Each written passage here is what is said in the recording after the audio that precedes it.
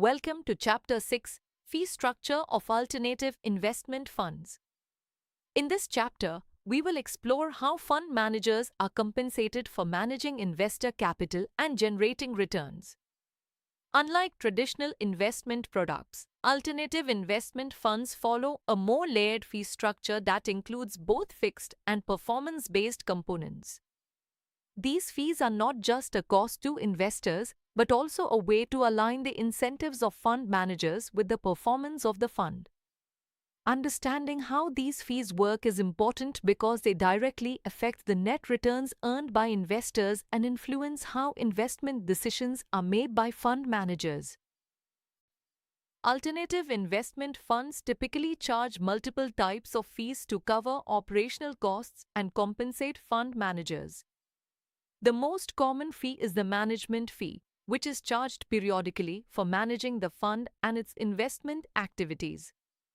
In addition to this, many funds also charge a performance fee, which is linked to the returns generated by the fund.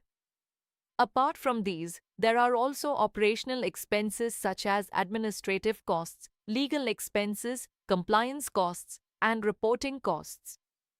These are necessary for maintaining the structure and functioning of the fund.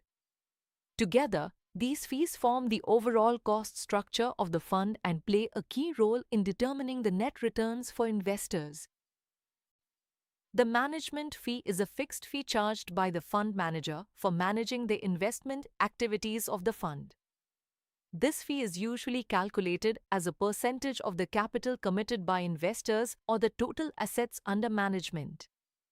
For example, if a fund charges a 2% management fee on committed capital, it means that investors will pay this fee annually regardless of the fund's performance. The purpose of this fee is to cover the operational costs of running the fund, including research, deal sourcing, due diligence, monitoring investments, and managing the portfolio. It is important to note that the management fee is charged even if the fund does not generate high returns, which makes it a relatively stable source of income for the fund manager. In addition to the management fee, many alternative investment funds charge a performance fee, which is linked directly to the returns generated by the fund. The performance fee is charged when the fund generates returns above a certain level, which is typically defined by the hurdle rate. Let's understand this using the structure shown in the diagram. We begin with investor capital, which is contributed to the fund. From this, the fund first charges the management fee, which covers the operational and management costs of running the fund. Next, the fund must generate a minimum level of return, known as the hurdle return. This ensures that investors receive a baseline return before any performance-based compensation is paid. Once this hurdle is achieved, the remaining profits move into the profit-sharing stage where returns are shared between the investors and the fund manager.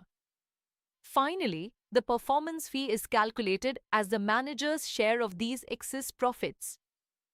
This structured flow ensures that the fund manager is rewarded only after delivering value to investors, thereby aligning the interests of both parties. Two important concepts related to performance fees are the hurdle rate and a high water mark.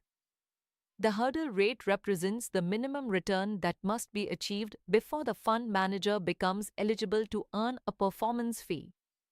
This ensures that investors receive a base level of return before any performance-based compensation is paid. The high water mark is designed to further protect investors. It ensures that performance fees are charged only when the fund reaches a new peak in value. In other words, if the fund experiences losses in one period, the manager cannot charge performance fees until those losses are recovered and the fund value exceeds its previous highest level. This mechanism prevents managers from earning fees on the same gains multiple times and aligns their incentives with long-term value creation. In the next chapter, we will explore fund performance and benchmarking and understand how the performance of alternative investment funds is measured and evaluated.